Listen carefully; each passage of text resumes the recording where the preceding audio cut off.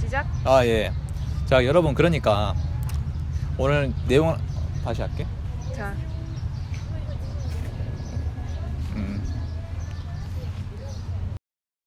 안녕하세요, 어른공장입니다. 오늘은 저희 아파트 살 때 알아두면 좋은 점 시즌2로 여기 오니까 문득 생각이 나서요, 한강뷰에 대해서 말씀을 드릴게요.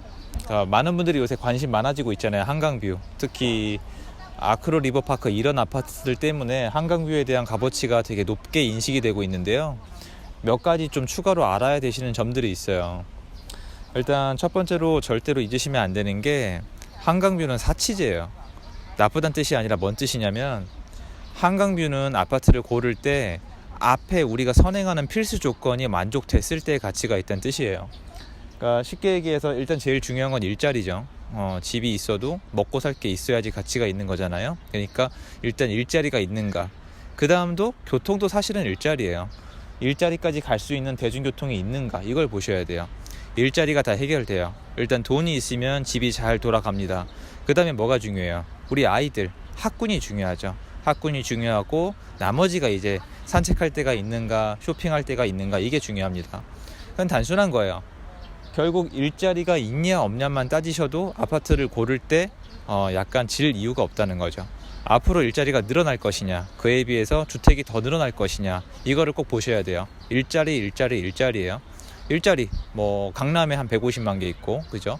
그리고 뭐 광화문 을지로 이쪽에 한 80만 개, 마포구 이쪽에 한 40만 개, 뭐 이거는 통계마다 다릅니다. 근데 여러분 지금 들으신 일자리 있는 곳 중에 뭐 판교, 뭐 마곡, 지금 싼 곳이 있나요?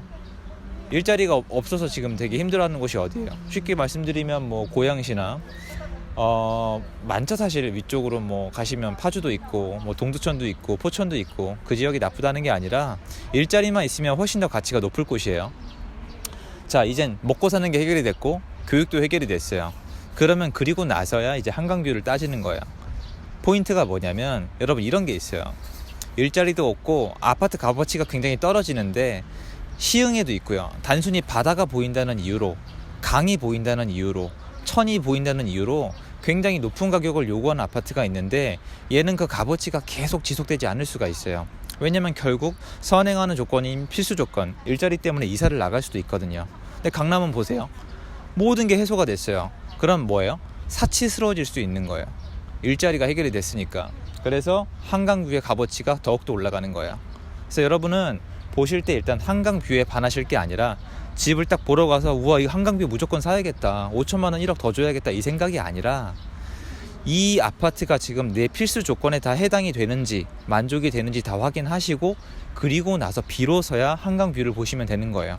실제로 실거주 하시는 분들은 한강뷰 자주 안 보는 수가 있어요. 바쁘니까. 하지만 값어치는 있죠. 자, 그래서 한강뷰를 고르실 때는 이 아파트의 필수 조건을 다 따지신 다음에 마지막에 고르시면 되겠어요. 물론 그 아파트의 한강뷰가 얼마나 값어치가 있는지 해당 부동산, 그리고 상대적 비교를 통한 조건 확인은 필수입니다. 자, 아시겠죠? 일단 필수 조건 다음에 사치제다. 한강뷰는 나쁘다는 뜻이 아니라, 먼저 확인할 조건이 아니라 나중에 확인할 조건이라는 뜻이에요.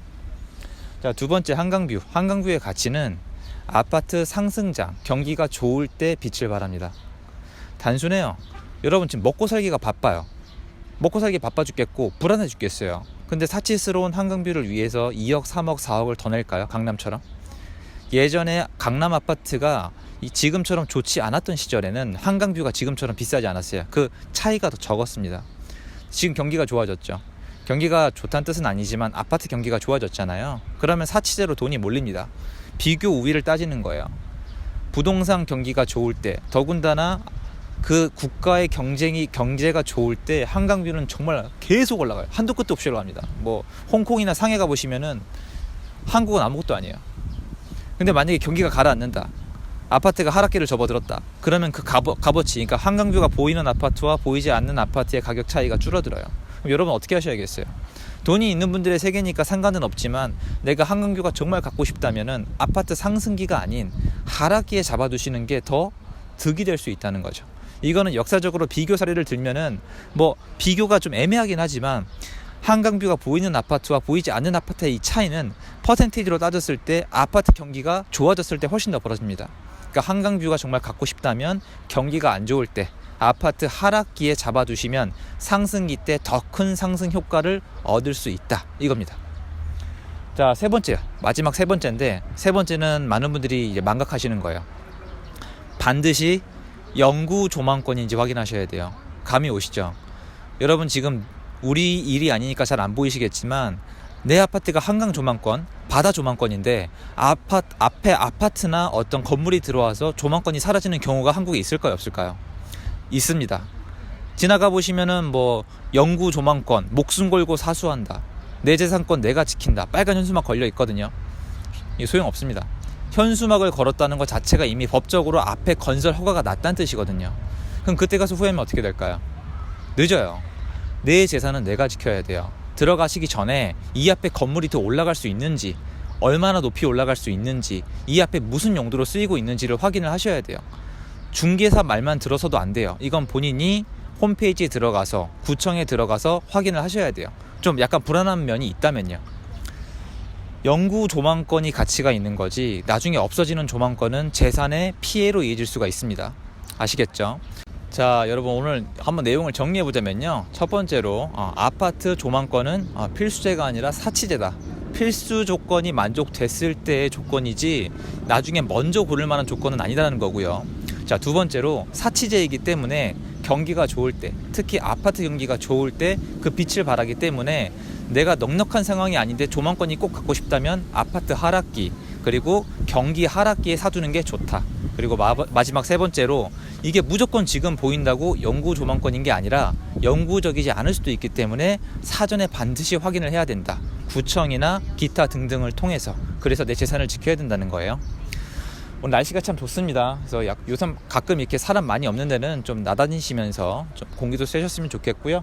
오늘 영상도 여러분 재산을 만들고 지키는 데 도움이 되셨으면 좋겠습니다. 긴 영상 봐주셔서 감사드리고요.